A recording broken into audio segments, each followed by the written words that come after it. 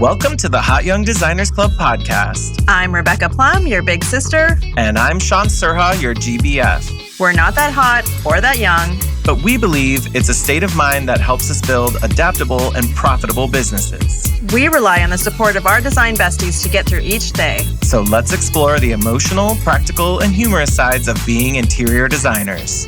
Welcome to the club. Hi, Shaun. What's up, Rebecca? Happy New Year. New Year, same me. 2023. Let's do it. Let's put it on a t-shirt. Put a nail in the coffin of 2022. Yeah. I'm good with moving on from 2022. I don't know. I'm always one for a fresh start, even if I just have to make up a reason for there to be a fresh start. Like, time is just a thing, you know? Basically what we do every January. You know, the same old, same old. So something that we are always talking about is getting help. I need help. I'm scared to get help. I don't want help. I don't want to do all the things involved. The challenges of like having help also, but also like, how do I get the right help and people to get my business to where it needs to be? Yeah. And there's a lot of like emotional and financial considerations and overwhelm and all of that, which we can't help you with everything. there's only so much we can do. We're just two people.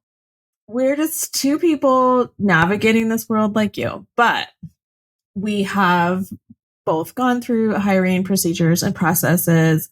And in my experience, it's very helpful to just have a plan and not automation, but just like scripts and consistency. And like, you want to treat every candidate the same. You don't want to, I don't know. There's just a lot The whole world of HR is like it's a whole beast, right? So yeah. And we are not professional HR representatives or attorneys or CPAs or any of those things. But we both have worked in professional backgrounds and careers where our responsibilities was hiring teams, building teams, recruiting. And like, we know enough to know when we're in danger, and we know enough to know like, oh, wait, there's already stuff for hiring and recruiting. There's already industry practices and standards, and we've taken those and built them specifically around design businesses. Yeah. And when I've hired teams in the past, you definitely have to just like kind of gird your loins and like prepare yourself. Like you called for new applicants to your business, then you're going to hear from a lot of people. So you kind of just have to be ready to sift through them, figure out how you're going to interview, how you're going to schedule, do the interview. So we have put together our hiring and recruiting guide. So a lot of that kind of administrative stuff and like, what do I ask kinds of things are answered for you.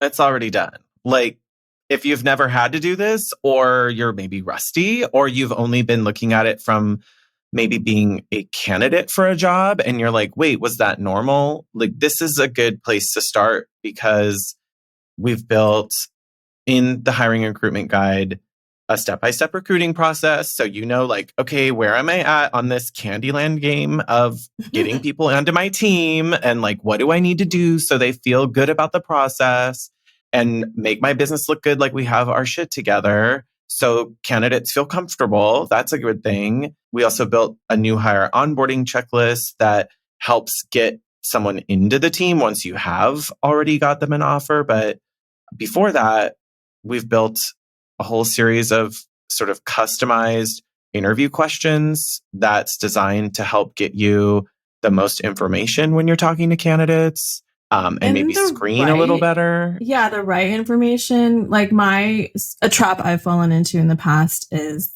like, I fall in love with something about somebody that whether they're like cool, they'd be cool to have a drink with. Yeah, like you like them. You're like, they seem like a cool guy or a cool gal. Like, or there's an aspect that I would love to have in my business, but it's not actually what I need right now. And of course, you need to like the people that you spend a lot of your time with, but It's really not the most important thing. Oh my God, can they bill the things that I need done for my business? Are they going to make me more money or give me more time? Or that's where the interview questions help is like, hold on, can they do the specific thing that this job description was written around and not Yeah. lose sight of all the other stuff? And that's the interview questions because you gotta, it's so easy to get lost when you're sitting there talking with someone. We feel nervous, they feel nervous. It's a whole thing. So yeah, there's a ton of interview questions. You can kind of, you don't need to, you probably shouldn't ask them all. Like we developed it Oh in my a God, way there's a that lot. there's a lot. So we developed it in a way where you kind of copy and paste the ones that you think are best suited for what you're looking for. And Choose your own adventure interview question. and depending on the job you're hiring for, like that's all. Yes. And then we also developed with this hiring and recruiting guide 2 job descriptions. We picked the ones that we felt were the most high impact for the largest number of designers. So a design assistant and an administrative assistant are usually the top or beginning hires for most design firms. And so there are some nuances between this design role and then a non-design role. It really is just going to depend on where your business is. We've taken all the hard work out of it for you and already written the job descriptions and a list of responsibilities and qualifications that they would need for both of those roles. So there's no guesswork and you can still customize these job descriptions, but it at least gets you to an industry standard where if someone's looking for this role, they can compare it to other similar roles at other companies and really understand what it is your company is hiring for. And those job descriptions are important from an HR standpoint that your employees know what is expected of them. So you do want to get those right. Totally. And once you have selected your candidate, we have the offer letter template, which again, this is like the kind of legal paperwork that you will want in their employee file.